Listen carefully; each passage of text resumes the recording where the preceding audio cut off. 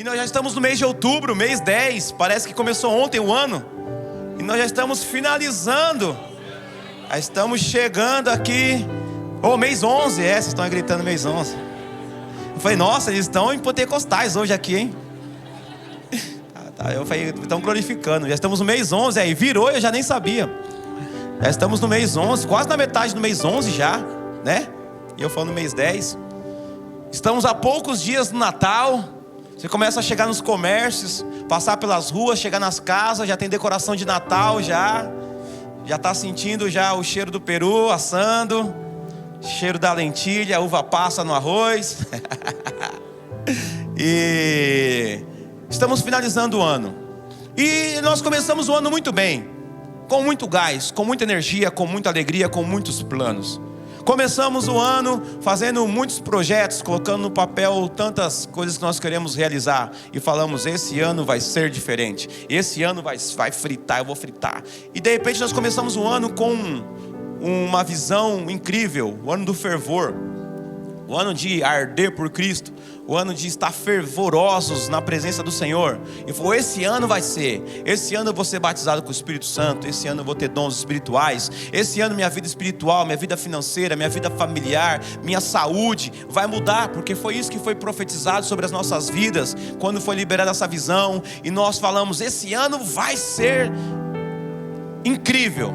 De repente estamos aqui no mês 11 e você começa a lembrar de janeiro e fevereiro, quando você começou, e você fala, eu não imaginei que estaria do jeito que eu estou hoje. Porque o ano vai passando e vai nos cansando. Nós vamos nos cansando do trabalho. Quem está aqui está cansado do trabalho? Não está transmitindo não, pode fazer assim. Se o seu patrão trabalha, está aqui, então. Mas a gente vai se cansando. Se cansa da condução, se cansa das pessoas que nós trabalhamos, nos cansamos dos nossos chefes, nos cansamos da rotina, nos cansamos das funções, nos cansamos do trânsito. Vai dando ano, e isso é natural do corpo, do ser humano.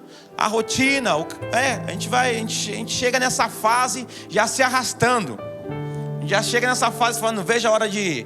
Quem pega férias no final do ano, veja a hora das férias.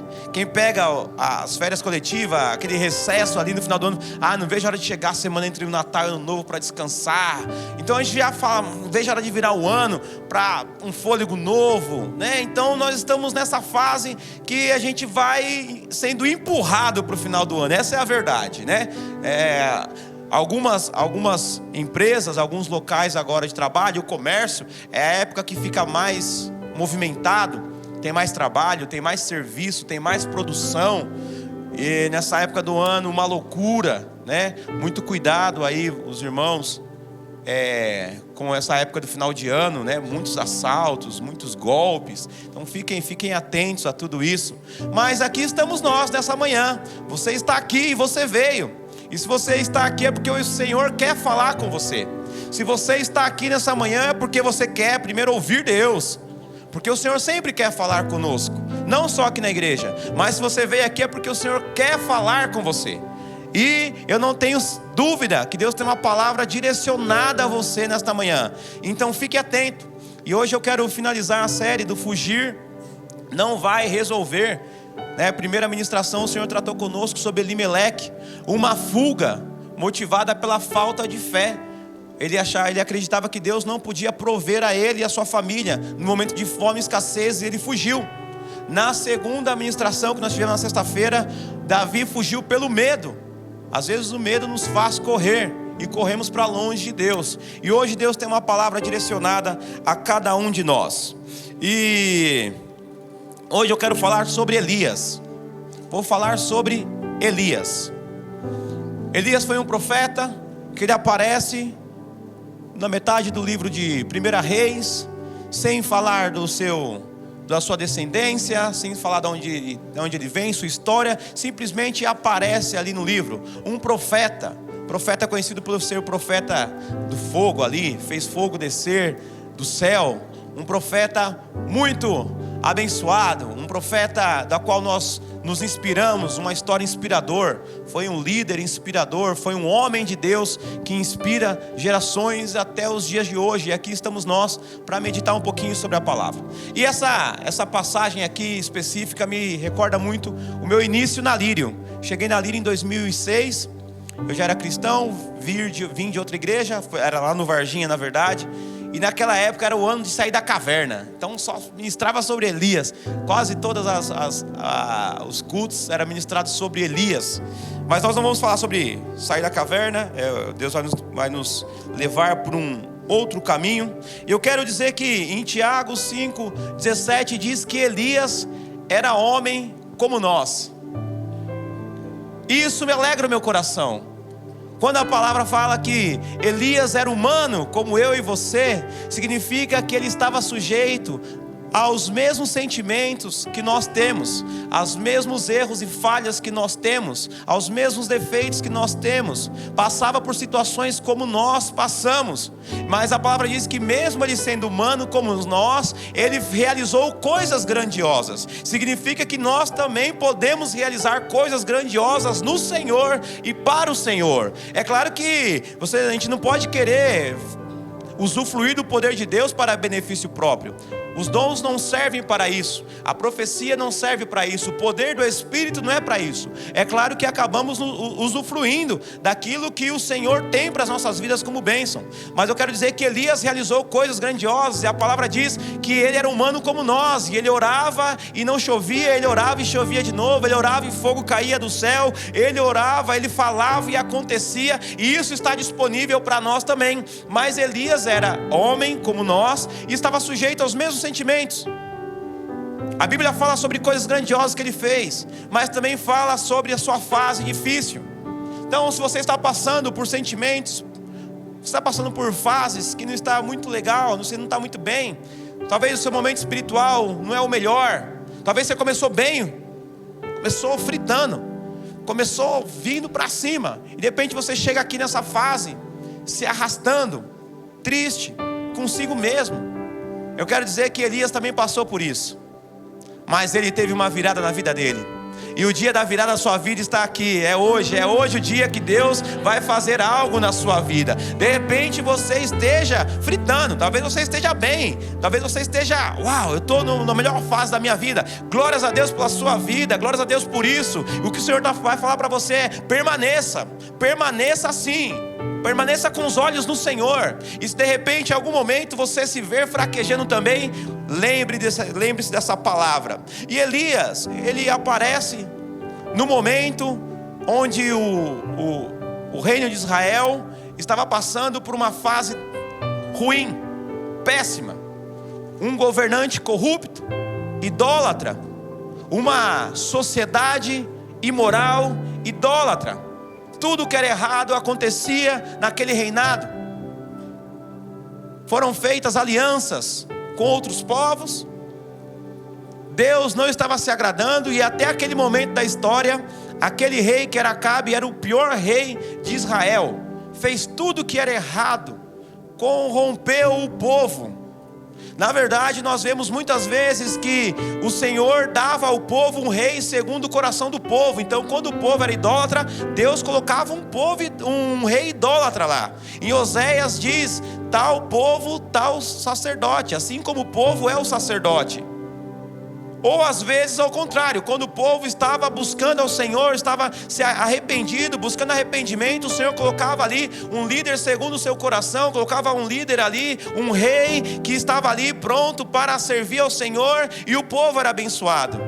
Então nós, como um povo, nós temos que orar pelos nossos governantes, temos que orar pela liderança do Brasil, as lideranças das nossas vidas, não só a liderança na igreja, mas pelo seu patrão, por todos aqueles que exercem governo sobre esta nação e que automaticamente exercem governo sobre nós. Nós temos que nos posicionar e falar: Senhor, coloque lá a pessoa segundo o teu coração. Nós como povo clamamos, Senhor, nós não aceitamos, nós não queremos continuar vivendo numa sociedade tão imoral, tão idólatra, tão corrupta, tão violência. Cabe a nós clamarmos para que mude essa situação.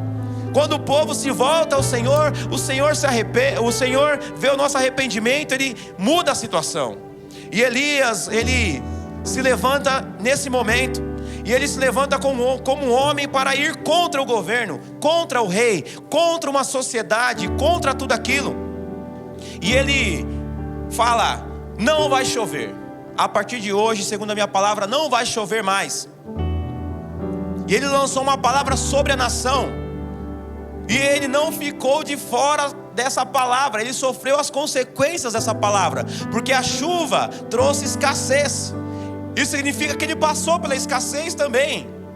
A palavra diz que o Senhor falou: agora que você lançou essa palavra, se esconda num determinado lugar, e eu vou alimentar você com pão e carne pelos corvos, e bebe do riacho. Mas uma hora o riacho, a Bíblia diz que depois de alguns dias o riacho parou, acabou a água, não chovia, não tinha mais água. E Elias, ele é mandado para uma viúva ali, mandado ali para uma casa de uma senhora que o alimenta. Durante o restante daquele tempo, ele dependeu de outra pessoa, ele precisou depender. Muitas vezes nós lançamos aqui palavras ao coletivo, à igreja do Senhor, e nós, como ministros da palavra, não estamos isentos de passar por aquilo. Quando nós falamos: Deus tem um novo tempo para vocês, automaticamente, quando nós estamos falando para a igreja do Senhor, eu estou envolvido nisso. Mas quando nós lançamos uma palavra aqui: Deus vai começar a poldar você, Deus vai começar a poldar a Lírio, significa que vai poldar nós também. Nós também passamos pelas mesmas coisas que vocês. Quando nós lançamos palavras aqui, falando que um novo tempo está vindo, ou de poda, ou de correção, ou de orientação, ou de instrução, ou de bênçãos, ou de conquistas, o ministro, aquele que está profetizando, não está fora disso. E Elias passou por tudo isso. E um momento Deus fala: ó, chegou o tempo de eu voltar a trazer chuva sobre a terra.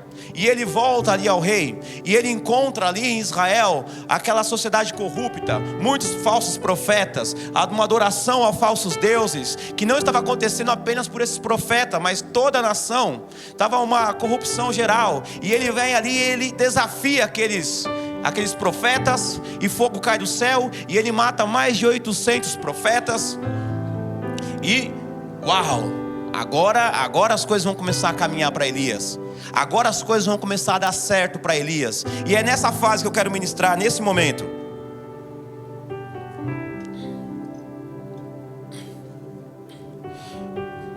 Porque Jezabel ficou sabendo disso. Jezabel era a mulher de Acabe, e ela ficou sabendo que Elias tinha matado os seus profetas. E ela então envia um mensageiro para Elias falando: amanhã, até amanhã essa hora você vai estar morto. Eu vou te matar, eu vou pegar você. Eu vou pegar você. Mas Jezabel não enviou soldados, ela enviou mensageiro. Não pegou não? Vou falar de novo. Jezabel não enviou soldados, ela enviou mensageiro. Se ela quisesse matar, ela teria enviado soldados para matar direto. Já percebeu que muitas vezes o diabo manda mensagens para nos amedrontar, para nos fazer ficar com medo? Muitas vezes o diabo não manda a situação em si, ele manda uma mensagem para nos fazer dar um passo atrás. O diabo não quer te matar, irmão. O diabo não quer destruir sua vida. O diabo, ele só quer te amedrontar. Ele só quer tentar colocar situações para te paralisar, para fazer você ficar com medo, para fazer você fugir. É isso que o diabo, essa é a estratégia do diabo. Mas nessa manhã, quando chegarem mensageiros de Satanás para trazer má notícia, você vai falar como diz lá na palavra: não temerei má notícias. Não temerei má notícias, porque a última palavra vem do Senhor. A última palavra não vem dos governantes, não vem dos reis. A última palavra não vem dos médicos, do juiz ou do advogado. A última palavra não vem do meu patrão, não vem da pessoa que está sobre a minha vida. A última palavra vem do Senhor. E enquanto o Senhor não falar, eu vou permanecer e vou continuar. Aleluias. Pode mandar os mensageiros, Satanás.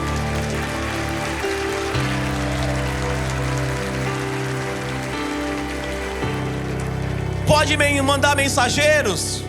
Não tenha medo dos mensageiros de Satanás.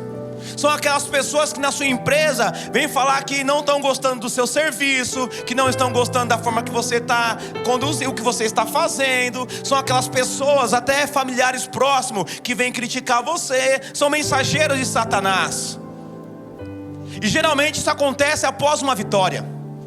Foi uma vitória de Elias. Elias se posicionou diante do povo, falou: chega com essa palhaçada, chega com essa idolatria. Ei, vamos todo mundo lá no monte lá, e hoje vocês vão adorar assim, mas vocês vão adorar o Deus que manda fogo. Acabou essa idolatria, vai acabar a idolatria hoje. Se Baal é Deus, ele vai mandar fogo, então adorem ele. Mas se ele não é, vamos adorar o Deus verdadeiro. Ele se posicionou e fogo caiu do céu, e ele matou todos os profetas, tudo que tinha de errado ali. Ele estabeleceu um novo tempo naquela sociedade, para aquele povo. Foi uma vitória. E cuidado com os momentos pós-vitória. Cuidado com o momento depois que você conquista algo. Você está lutando por algo, você está batalhando, orando, pedindo algo. Você está orando pelo seu familiar, para que ele se converta. Está orando para que seu familiar se batize, para que ele seja liberto, para que a cura venha. Você está orando para que uma porta de emprego apareça, para que você melhore financeiramente, que você consiga resolver a sua vida. Você está orando para que algumas coisas aconteçam aí, e de repente você conquista isso. Cuidado com esse momento pós-vitória, que é um momento que nós temos a tendência de colocar o pé no freio, tirar o pé do acelerador. Porque no momento da luta, da dificuldade, a gente ora mais, a gente jejua mais, a gente busca mais, a gente vem mais na igreja, a gente vem até nos 2 cultos de domingo, porque fala: eu preciso, Senhor, eu preciso. E de repente o Senhor nos proporciona a vitória. E é nesse momento que nós temos que tomar muito cuidado, porque o Satanás vai vir com um contra-ataque do mal, com ameaças. Ele vai vir nos ameaçar nesse momento, mas é só ameaça, é só falatório, é só palavras. A Bíblia diz que o diabo está ao nosso derredor rugindo. Leão que ruge, ele não quer atacar, ele quer amedrontar, ele quer afastar. O leão, quando ele quer matar, ele não fica rugindo, ele fica espreita e ataca. Se ele está rugindo do seu lado, é porque ele não quer te atacar. Se ele está rugindo do teu lado, é porque ele não tem poder e autorização da parte do Senhor para te atacar. Se as pessoas estão falando, se o diabo está se levantando, deixa ele se levantar e rugir, deixa ele gritar o quanto ele quiser, porque a voz suave do Senhor vai vir. E quando a voz suave do Senhor vem, tudo muda. Mas Elias, ele fugiu diante dessa ameaça. Ele estava disposto a morrer pelo Senhor lá no Monte Carmelo. Se não cai fogo do céu da parte do Senhor, cai da parte de Baal, matam ele. Ele estava disposto, mas ele sabia que o Senhor iria mandar fogo. Ele tinha certeza.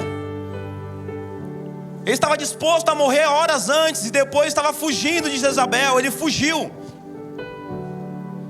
Ele deu fuga, meteu marcha, vazou, correu, se amedrontou e foi para um lugar se esconder.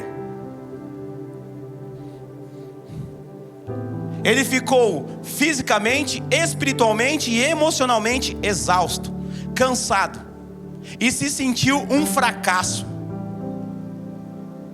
Pensa que ele acabou de vir de uma fase onde ele falou que ele não iria chover. Não choveu. Ele desafiou mais de 800 profetas. O Senhor mandou fogo, ele matou. A Bíblia diz que todos que estavam ali, o povo, se prostrou em terra e adorou ao Senhor. Todos reconheceram que o Senhor é o único Senhor. Ele acabou com a idolatria naquele momento, estabeleceu um novo padrão de adoração que era ao Senhor.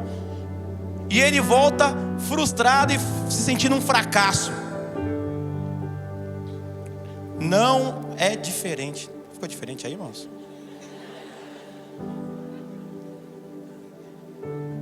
Som. Não é diferente conosco. Com a gente não é diferente.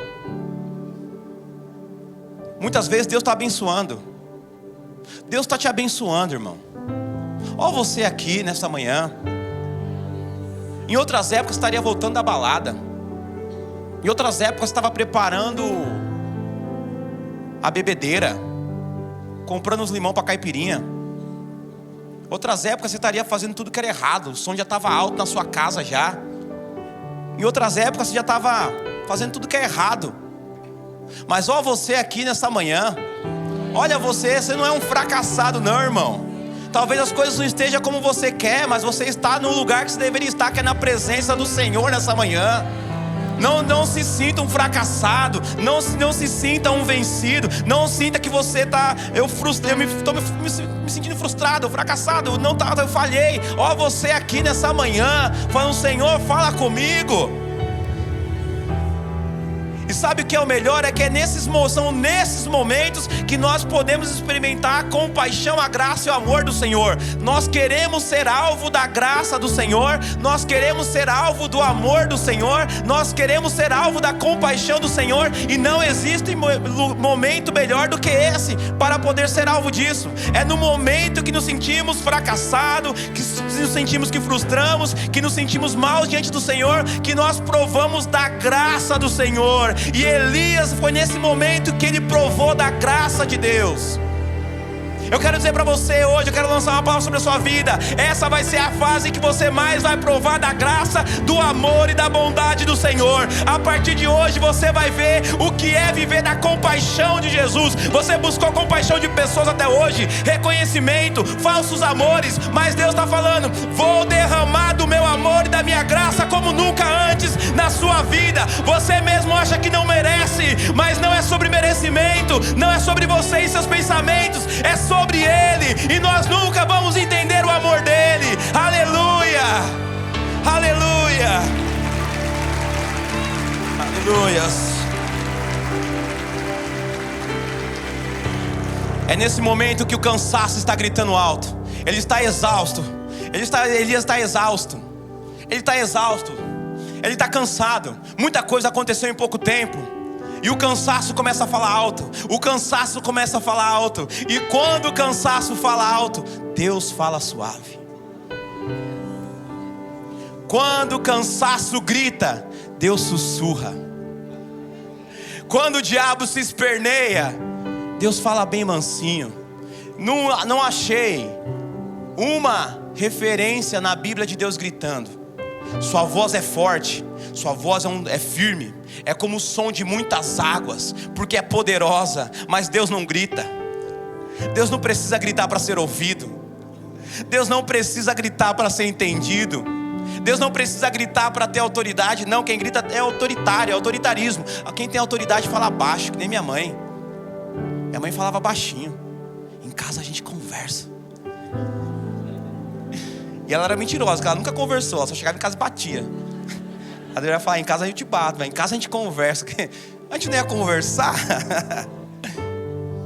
Deus fala baixinho, Deus fala mansinho.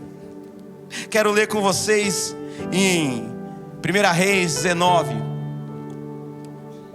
versículo 1 até o 4. Diz assim: ora, Acabe contou a Jezabel tudo o que Elias tinha feito, e como havia matado todos os profetas à espada.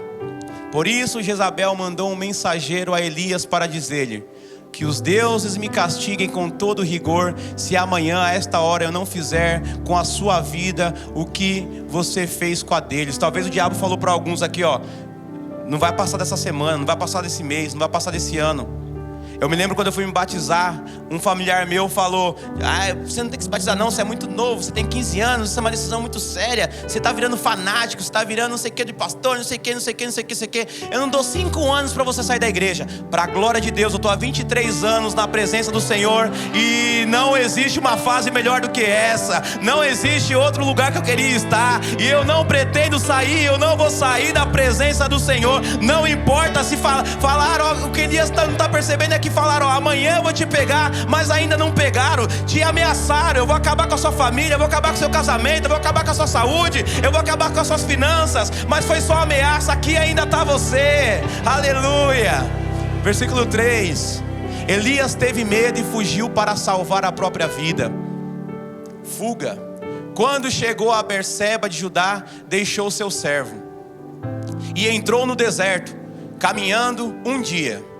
Chegou aonde havia uma giesta, sentou-se debaixo dela e orou, pedindo a morte. Giesta era uma árvore.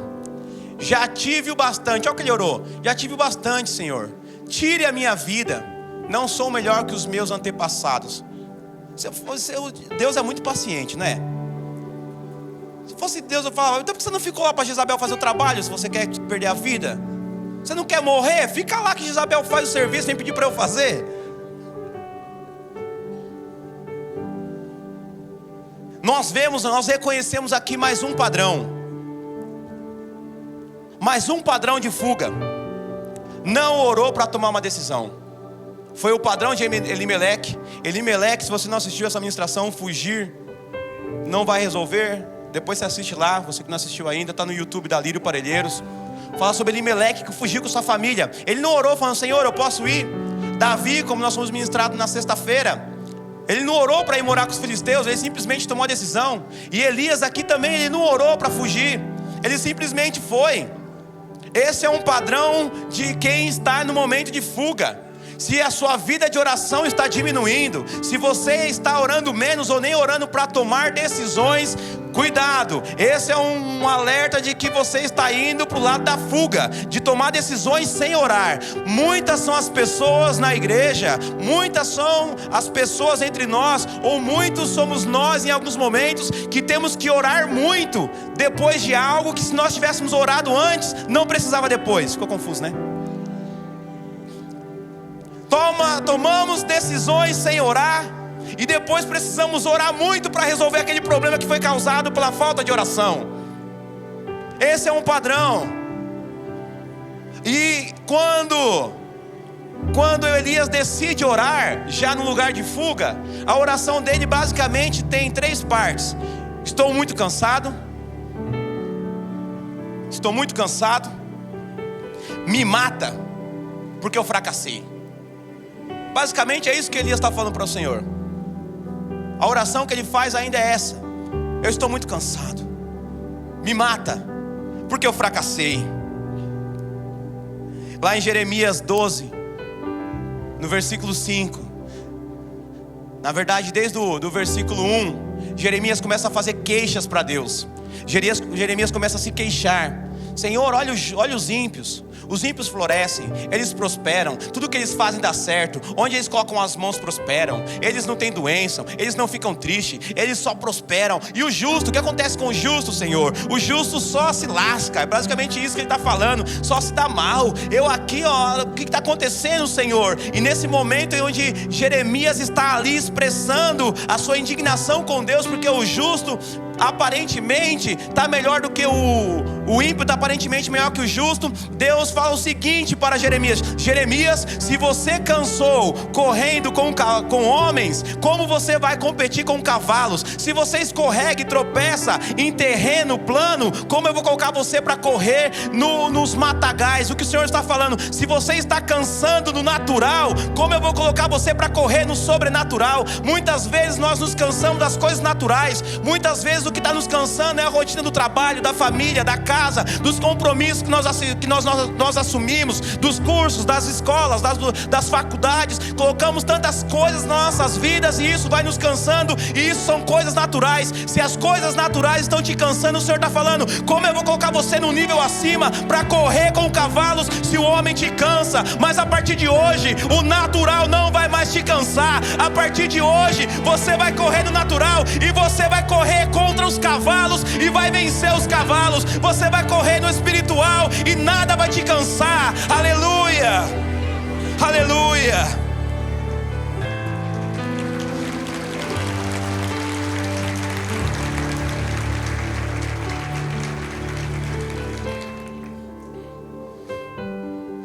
No versículo 3 diz que ele deixou o seu servo lá em Berseba e segue sozinho.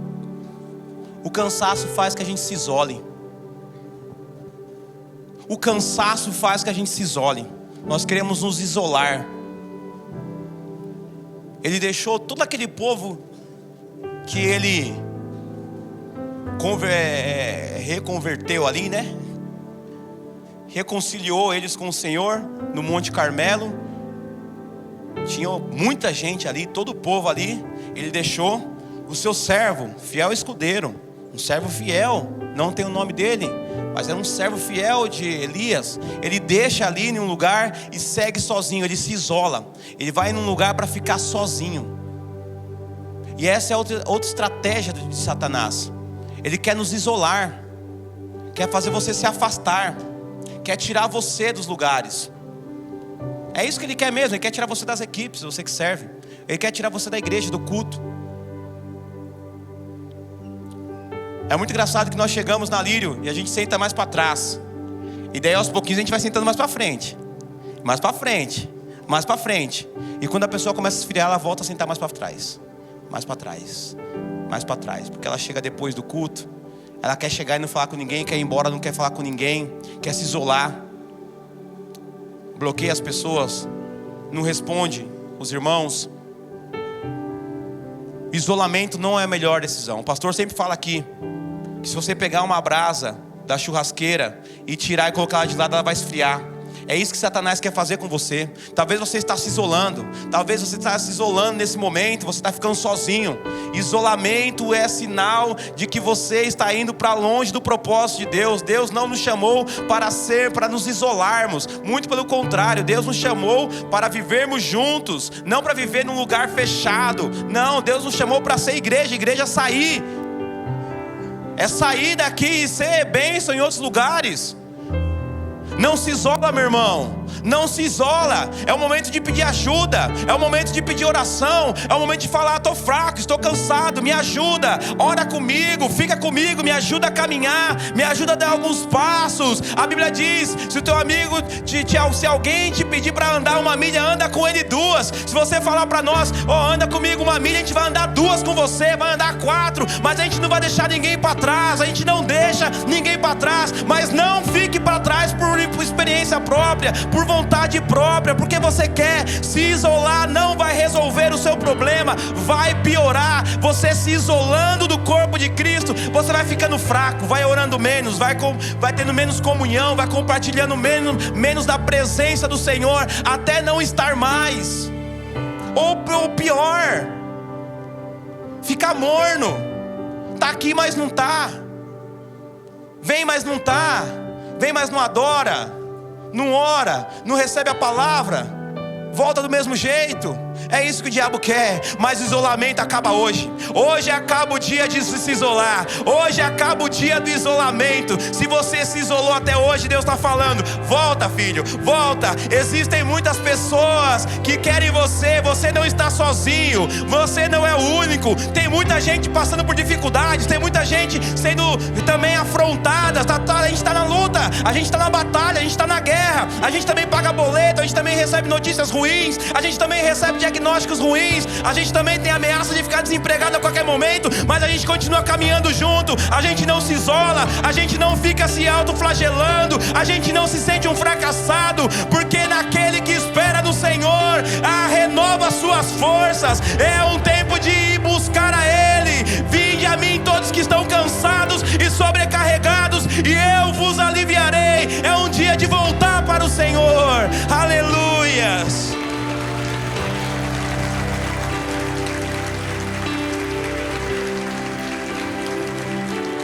Ele orou: não sou melhor que os meus antepassados, não sou melhor que os meus pais. Me mata porque eu não sou melhor que os meus pais. Comparação. Sinal de alguém que está cansado. Que Deus está falando aqui: filho, você só está cansado. Você só está cansado. Você não está em pecado, você não está. Não, você só está cansado. É isso que você está passando, só é cansaço. Você só está cansado, sinal do cansaço. Se isolar e ficar se comparando. Eu não sou melhor. Não sou melhor que meu pai. Eu não sou melhor que o irmão. Eu não sou melhor que ninguém. Eu não sou. Ficar se comparando com outras pessoas, porque fulano está conquistando, eu não. Fulano tem, eu não. Fulano serve, não sei o que, não sei o que. Olha o casamento do outro, olha o filho do outro. Olha o outro, olha o outro, olha o outro. Começa a comparar. Se compara com seu irmão, com a sua mãe. Se compara com seus amigos, com os seus vizinhos, com as pessoas que trabalham com você, com as pessoas que servem. Deus não pediu para Elias se comparar a ninguém. Deus não pediu para Elias ser igual aos seus pais. Deus não pediu para Elias ser igual aos seus antepassados. Deus não está pedindo para você ser igual a ninguém. Deus não está pedindo para você ser igual ao pastor Melk, igual ao Sam, igual ao Josafá. Deus não está pedindo para você ser igual aos líderes dessa igreja. Deus não está pedindo para você ser igual a ninguém. Deus está pedindo para você ter fé e obediência nele. Se tiver que ser igual a alguém, seja igual a Cristo. Cristo é a nossa referência. Meu pai não é minha referência. Meus antepassados não são essa referência. Existem homens de Deus nessa terra, existem homens de Deus no Brasil, existem homens de Deus que estão vivos hoje, mas eles não são minha referência. Jesus é minha referência. Jesus é meu padrão, meu patrão de viver, de conviver. E você também. Se até hoje você se comparou às pessoas, se até hoje você se sentiu mal porque viu outras pessoas, eu quero dizer que isso acaba hoje. Jesus está falando para você: seja igual a mim, busque ser igual a mim, não se compara com ninguém. Eu não pedi para você ser igual ao seu marido, eu não pedi para você orar tanto como a sua esposa, eu não pedi para você servir tanto quanto fulano, quanto ciclano, eu não pedi nada disso. Eu só disse: vinde a mim, vinde a mim, vinde a mim. Oh Jesus, Jesus está falando: vinde a mim. Acaba hoje um ciclo de comparação na sua vida. Acaba hoje o ciclo, a fase, a temporada onde você tinha outras pessoas como padrão. Hoje é um novo tempo, aleluias. Hoje é um novo tempo, aleluias. Eu não oro como fulano, eu não pedi para você orar como fulano. Eu não estou todos os cultos como ciclano, eu não pedi isso para você. Você sabe o que Deus tem para você. O que Deus tem para você não é o que você tem para mim. O que Deus tem para mim não é o que tem para o outro. O que Deus tem para o pastor Mel, que é do pastor Mel. O que tem para mim é para mim. O que tem para o fulano é para o fulano. E a gente continua caminhando. Essa é a beleza da multiforme do corpo de Cristo. Ninguém é igual a ninguém. O propósito não é igual de ninguém. A mão não faz a mesma coisa que o olho. São válidos. Você não faz a mesma coisa que o fulano. Mas Deus está falando: eu tenho um propósito para você no corpo. Aleluia. Aleluias. Aleluias. Glorifica o Senhor. Se você quer glorificar, glorifique. Glorifique. Aleluias. Aplauda. Diga a palavra de gratidão. Você veio aqui para isso, você veio para cultuar. Aleluias. Versículo 5. Depois ele se deitou debaixo da giesta e dormiu. De repente, o anjo tocou nele e disse: levante-se e coma. Elias olhou ao redor e ali, junto à sua cabeceira, havia um pão assado sobre brasas quentes e um jarro de água. Ele comeu, bebeu e deitou-se de novo. O anjo do Senhor voltou, tocou nele e disse: levante-se e coma, pois a sua viagem será muito longa. Então ele se levantou, comeu e bebeu. Fortalecido com aquela comida, viajou 40 dias e 40 noites até chegar a Horebe, o monte de Deus. Deus começa a tratar Elias. Deus começa a cuidar de Elias. Naquele momento onde ele estava, especialistas vão dizer que Elias estava depressivo. Todos os sinais que nós lemos aqui de Elias era de uma depressão profunda na vida dele. Estava exausto, um colapso emocional, espiritual e físico. E naquele momento Deus só cuidou de Elias. É o que Ele vai fazer com você. Talvez você esteja um colapso emocional. Talvez você olhe para a sua vida espiritual, está uma colapso, está ladeira abaixo fisicamente. Mas Deus, Ele não trouxe você aqui hoje para te julgar. Ele trouxe aqui hoje para cuidar de você. Ele trouxe aqui para te alimentar, para te revigorar, para te fortalecer. Deus tem um propósito nesse culto hoje com você. E com certeza não é para te acusar, te julgar. Ele vai corrigir a rota sim, como Ele está corrigindo. Ele vai falar o que não está legal, mas Ele vai cuidar de você, Ele vai cuidar de nós, porque o Senhor tem cuidado de nós. Aleluias. Ele acorda Elias, ele alimenta Elias, e Elias volta a dormir. A gente não sabe por quanto tempo Deus deixou Elias dormir. Ele acorda Elias de novo, come o pão, bebe a água. Levante-se, coma o pão, beba a água, porque você tem uma longa caminhada.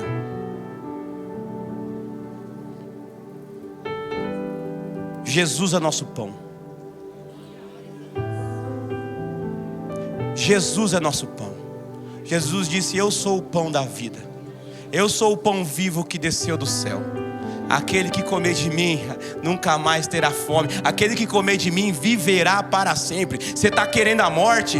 Eu já orei, irmãos. Em algumas fases da minha vida eu já falei: Senhor, já deu para mim. Cansei de sofrer, Senhor. Já cansei, eu já fiz essa oração também. Talvez alguns também já passaram por situações que foram: Senhor, me leva. Se o Senhor me levar agora, eu sei que eu vou estar no céu, mas não aguento mais sofrimento. Tudo é errado. Parece que só eu faço. Parece que só eu faço. Parece que só eu faço. Só eu da minha família parece que gosto do Senhor, que amo o Senhor, que sirvo ao Senhor, que venho para a tua presença. Só eu.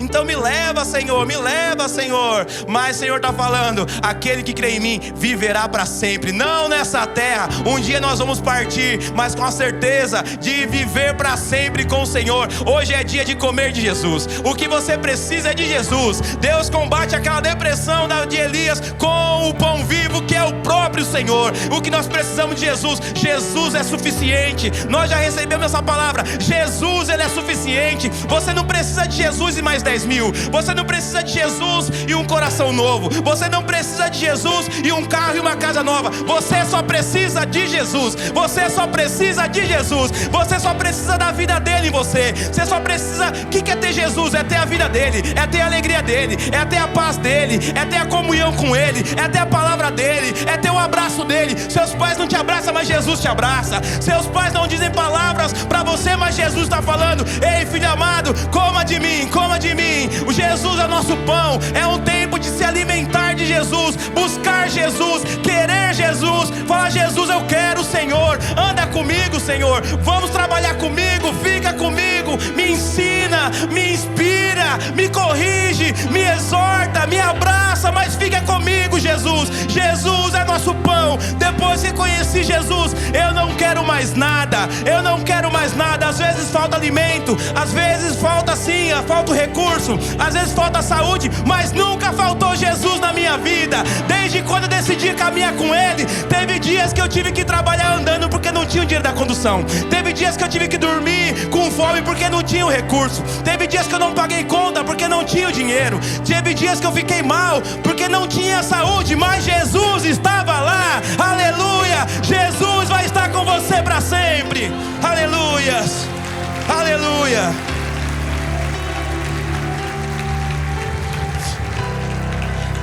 A água é representada pelo Espírito Santo.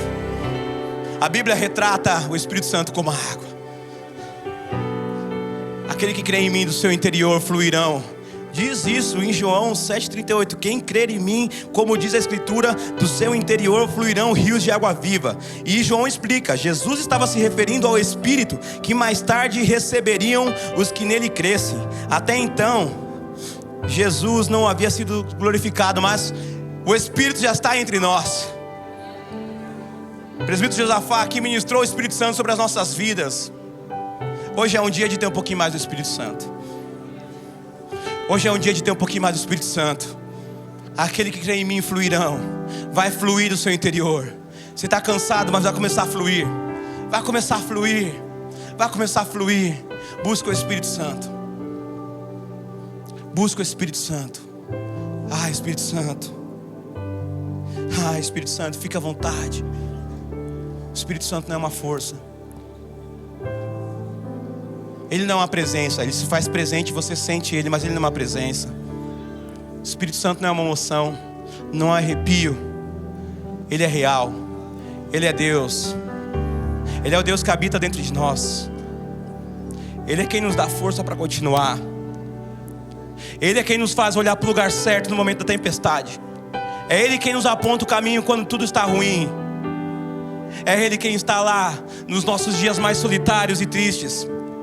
É Ele que mesmo quando a gente está fazendo coisa errada, Ele está lá falando: não, filho, não, filho. A gente faz, Ele fala: volta, filho. É o Espírito Santo. É Ele quem nos ajuda. É Ele quem nos capacita. É Ele quem nos fortalece. Aleluias. A gente fala muito sobre a graça de Deus, sobre a graça de Jesus. A graça de Jesus faz sim com que nós tenhamos liberdade para voltar à presença de Deus, mesmo depois de ter pecado. Mas a graça, ela não só nos permite voltar, ela nos capacita para vencer o pecado. E quem opera a graça em nossos corações é o Espírito Santo. O Espírito Espírito Santo quem opera a graça em nossos corações, nos capacitando para vencer e ser transformado. A graça nos faz vencer e ser transformado quando estamos em situações difíceis. Havia um tempo que eu não tinha o Espírito Santo na minha vida. Havia um tempo que eu não era batizado com o Espírito Santo. Eu falei: Senhor, eu quero. E um dia o Espírito Santo me revestiu. E de lá pra cá, não tem outro momento melhor do que quando eu tenho comunhão com Ele, orando em línguas. Não há momento melhor quando eu estou fazendo coisas simples e algo inexplicável começa a surgir no meu coração. Algo inexplicável começa a surgir no meu coração e lágrimas começam a rolar. É o Espírito me lembrando que há um lugar preparado para mim, para eu estar com Ele. O Espírito Santo é quem liga o nosso coração ao coração de Deus, falando: há um lar preparado, tudo é passageiro, o cansaço vai acabar, há um descanso sabático preparado para o povo de Deus. Quando os nossos olhos se fecharem nessa terra, há um descanso preparado. Mas enquanto estivermos aqui, vamos trabalhar, vamos guerrear, vamos continuar, vamos lutar, vamos orar, vamos pregar, vamos servir, vamos fazer, vamos buscar, vamos ferver por Ele. Aleluia, aleluia, aleluias. Fica à vontade, Espírito Santo. Você pode tirar 30 segundos para adorar o Espírito Santo. A gente adora o Pai, adora o Filho, mas não adora o Espírito Santo. Ele é Deus.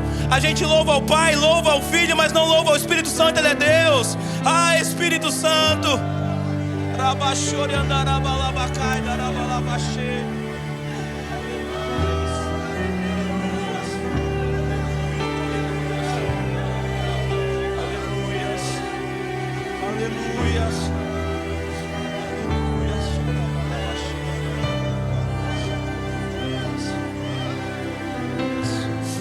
Tu és perfeito, Espírito Santo.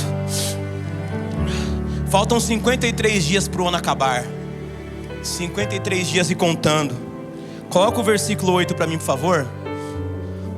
Diz ali, ó, no finalzinho: viajou 40 dias e 40 noites até chegar a Horebe, o monte de Deus. Ele comeu o pão, bebeu a água, e isso foi suficiente para ele caminhar 40 dias e 40 noites sem parar. Talvez você estava sem força para chegar até o final do ano. Falta 50 dias para o ano acabar e o Senhor falou: eu estou te alimentando e fortalecendo hoje para você chegar até o fim do ano. Talvez alguns acharam que não ia conseguir chegar até o final do ano. Alguns acharam que não ia conseguir finalizar esse ano. E o Senhor está falando: você vai caminhar 40 dias e 40 noites sem dormir. Ele não estava cansado, ele não estava exausto, ele não estava fisicamente, emocionalmente, espiritualmente cansado, mas com o pão da vida e o rio do Espírito Santo. A Bíblia diz que nem só de pão viverá o homem, mas de toda a palavra que vem da boca do Senhor. Essa palavra vai te levar até o final do ano. Essa palavra é poderosa em Deus para te levar até o final do ano. Deus não se move por calendário. Deus não espera o ano acabar para começar algo novo. Deus não espera o ano iniciar para fazer coisas novas.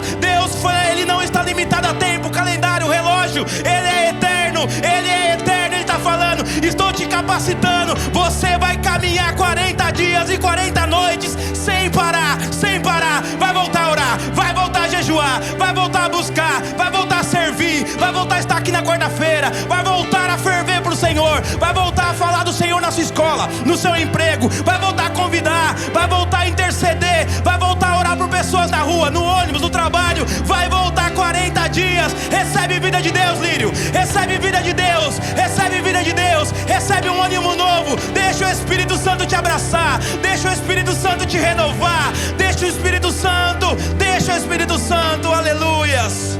Aleluias. Aleluias.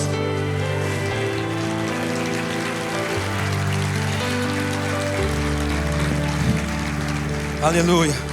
Aqui eu quero ir para conclusão. Versículo 9. Ali entrou em uma caverna e passou a noite. Eis que a palavra do Senhor veio a ele: o que você está fazendo aqui, Elias? 10. Ele respondeu: tenho sido muito zeloso pelo Senhor, o Deus dos exércitos. Os israelitas rejeitaram a tua aliança, despedaçaram os teus altares e mataram os teus profetas à espada. Sou o único que sobrou e agora também estão procurando tirar a minha vida. O Senhor lhe disse: saia e fique no monte, na presença do Senhor, pois o Senhor vai passar. Então veio um vento fortíssimo, que separou os montes e esmigalhou as rochas diante do Senhor. Mas o Senhor não estava no vento. Depois do vento, houve um terremoto, mas o Senhor não estava no terremoto. Depois do terremoto veio um fogo, mas o Senhor não estava nele. Depois do fogo veio o som de um suave sussurro. Quando Elias ouviu isso, cobriu o rosto com o manto, saiu e ficou à entrada da caverna. Então uma voz lhe perguntou: o que está fazendo aqui, Elias?